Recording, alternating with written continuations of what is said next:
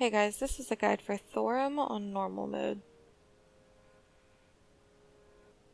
For phase 1 for this fight, you want to split your raid into two teams, a Gauntlet team and an Arena team. The Arena team is going to focus Warbringers, Evokers, Champions, and then Commoners. The reason for this is that the Warbringers will buff the rest of the adds with 20% casting speed increase. Evokers have a Runic Lightning and a Runic Mending that you want to make sure that you're interrupting.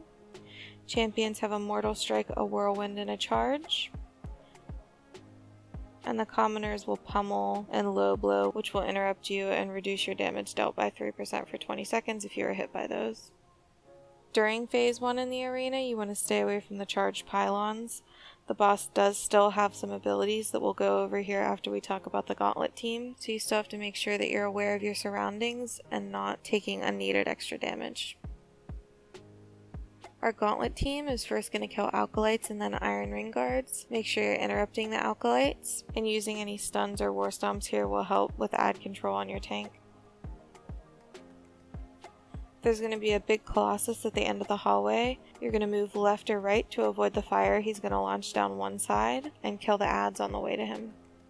Once you get to the Colossus, he's going to do an AoE Runic Smash, a Frontal Cone, a Runic Barrier, which reduces his damage taken and deals 2k damage to attackers, and a Charge.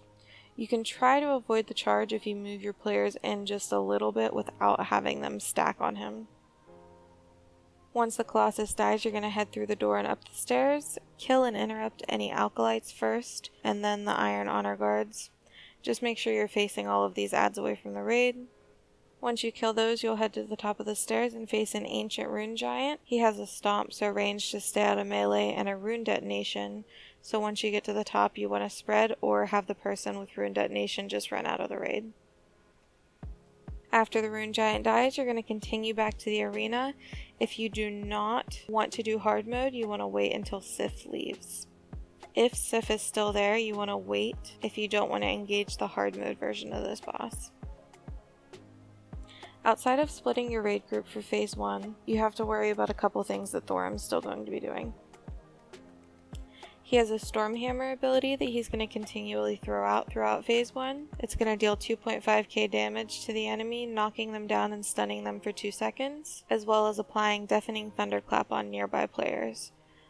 You want to make sure in the arena you're loosely spread to try to avoid this going out on multiple players. Deafening Thunder is 5k damage to anyone near the player hit with Stormhammer, and increases their spell cast time by 75% for 8 seconds. This is very big if your healers get hit with this, because obviously it increases their cast time and they can't keep your tanks and your raid up while all of the damage is coming out from the adds. And I mentioned this earlier, but he has a Charge Orb that you're just going to want to stay away from during phase 1. Once your Gauntlet team gets through and is ready to jump back down into the arena for phase 2, then you guys will start the boss phase. Adds will stop spawning here, but you still have to kill any remaining that are in the arena. Thorim will immediately engage here, so make sure your tank is ready to pick them up. The boss is going to have a Chain Lightning, dealing 11k initial damage that will chain nearby players for 100% more damage per chain. You really want to make sure that you're spreading here. I've seen some strats that just have melee spread range 10. I've seen others that will have melee stack 2 or 3 to a group spread range 10, kind of like you do on KT. It really just depends on how chunky your melee are, because this will very easily one-shot your raid. He has a Lightning Charge ability. This is going to absorb energy from one of the orbs that he's charging around the room and blast a cone of nature damage towards it, increasing the boss melee damage and attack speed by 15% and nature damage dealt by 10%. When he goes to do this, you'll be able to see which pylon he's targeting, not only by the fact that that's the charged orb, but there will also be a little stream of white light connecting the boss to that orb. So if you zoom out max camera distance and you're looking straight down as you're attacking this boss, it'll help you out a lot in terms of knowing where the safe zones are. Just make sure as you're moving away from that zone, you're not stacking on other raiders, because the chain lightning will still be going out. The last thing this boss is going to do is an Unbalancing Strike. This deals 200% weapon damage to your tank and applies a 50% increased damage taken buff. You want to have your off-tank taunt swap here as soon as this goes out, and your tanks will continue to swap this throughout the rest of the fight. If you guys do want to engage hard mode, Sif will join the fight rather than leaving. She is untargetable, but she's going to cast a handful of abilities that are going to increase the outgoing damage to your raid. There will be a blizzard traveling around the room throughout the fight. You're just going to try to move and avoid it the best you can. She has a Frost Nova ability that is dispellable, and there will be lots of AoE damage going out throughout the fight from Frostbolt Volley. That's really the biggest thing here, is with all the damage that Thorim is already doing in Phase 2, from his Chain Lightning and people potentially getting hit by Lightning Charge if they're not moving fast enough, your tanks getting hit by Unbalancing Strike, you have these Frostbolt Volleys going out repeatedly, and your healers are just going to have a very hard time with them if they're not on top of it. Alright, so this one, our melee and 2 healers are going to be our arena team. Blaze, if you want to go tank for this one as well, we'll have an extra tank in the arena for these ads. Either Blaze or Mage, whichever. It might be better for Mage to do it since we have 2 reds, actually. Okay. Yeah. So Mage, go prot.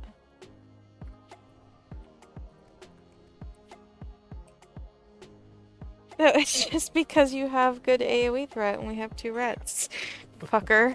That way we don't lose the melee damage increase that Blaze is giving. Oh my goodness. That's about all I'm good for anyway. 5 crit. Groups 3, 4, Bobby, Prey, and Big Dick with me. Everybody else will stay in the arena. For the arena, you're going to want to kill the Dark Warbringers first, because they have an aura that will increase the damage of the other ads. I'm going to give everybody assist if we want to mark those with Skull, but they die pretty quickly. It's mostly just pick things up, round them up. The Evokers are going to do a Runic Lightning and a Runic Mending, so make sure we keep them interrupted. Everything should be stunnable. And just make sure we're using as many CC abilities as we can. Avoid damage coming out. You're going to stay spread out in the arena, so just loosely spread around the middle so that it's easier for the tanks to pick up the ads. Let's get a feast buff. We got a couple people missing food buff at the moment.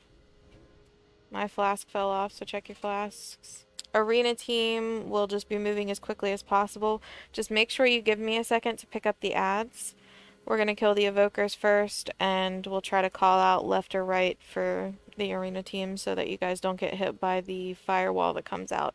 If you do get hit, it is a one-shot, so please preemptively move. Don't worry about your damage. Focus more on moving first, because I said we're going to get through it as quickly as possible, but we made it through yesterday with like 20 seconds left where we just sat there to avoid the hard mode, because we're not doing hard mode tonight.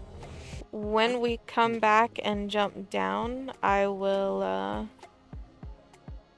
probably pick up the boss first, and then I'll just try to call out safe zones. These pylons are going to get a little sparkly tip, and we're just going to move away from that side of the room while staying spread out, because he also does a chain lightning. It's pretty simple though at that point. Creep out. Yeah, we'll just leave Hunter, we'll take everything else. Gauntlet can just be rough if anybody dies.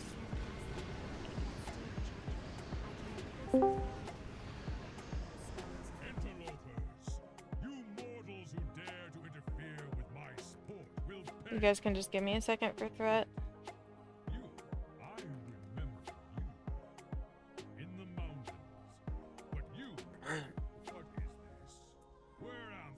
My lord, why else would these invaders have come into your sanctum but to slay? Alright, just don't hit anything until I have it. Beautiful. Right.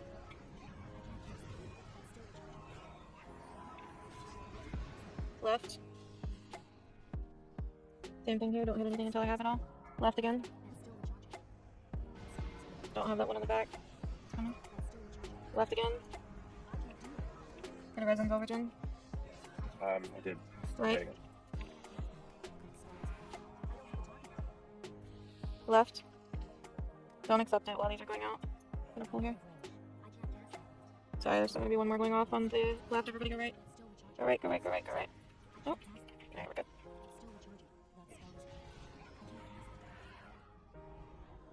Come in a little bit. You don't want to be super far back just because he does that charge.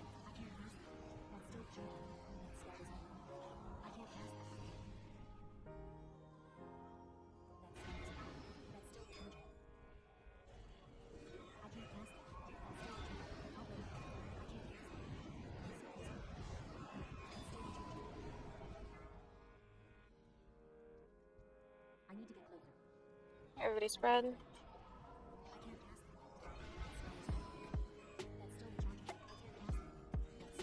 And we're just gonna stay back here for a few extra seconds.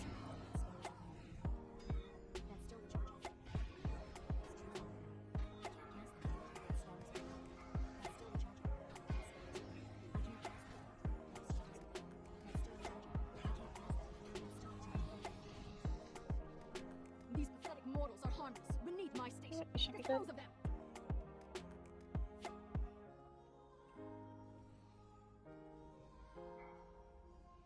Impertinent whelps! You dare challenge me atop my pedestal? I will crush you myself. Gonna crush us himself. I just got throw, you can taunt. Alright, watch for the little spermies. Just don't stand on that side of the boss. Everybody spread though. For the chain lightning. Stand on the opposite side of the spermies, but stay spread for chain lightning.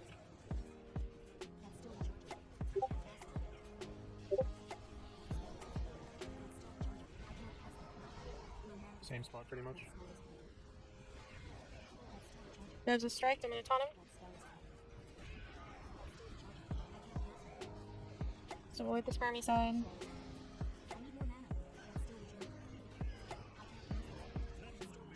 Stay spread. Bobby, you're near the sperms.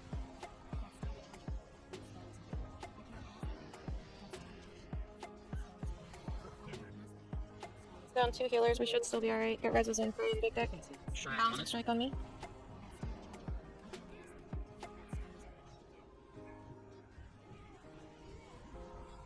Just keep moving away from the stream.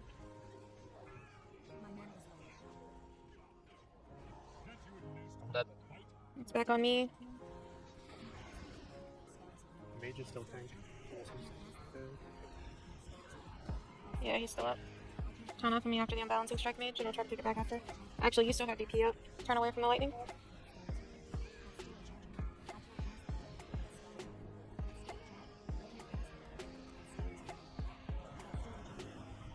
Unbalancing strike in 6, 5, 4, 3, 2, 1.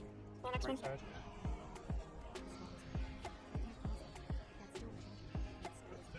Off my ass. Fire though, we can. I can taunt and shield wall. Just tell me when. Oh, I need it. 80 just procs. Let's finish him. Holy shit. Yeah, he has 12 stacks that lightning charge. It gives him 180% melee damage and attack speed and 120% nature damage. Yeah, it's probably If because... I had a DBM timer and knew that the strike was coming, I would have popped a cooldown, but my DBM's not working. Oh yeah, we can call it out when we actually gotta do this. And we'll have the DM. It's a fat ass fucking belt. Okay guys, that was the guide for Thorim. Thank you for watching, and I hope this helps you in your raids.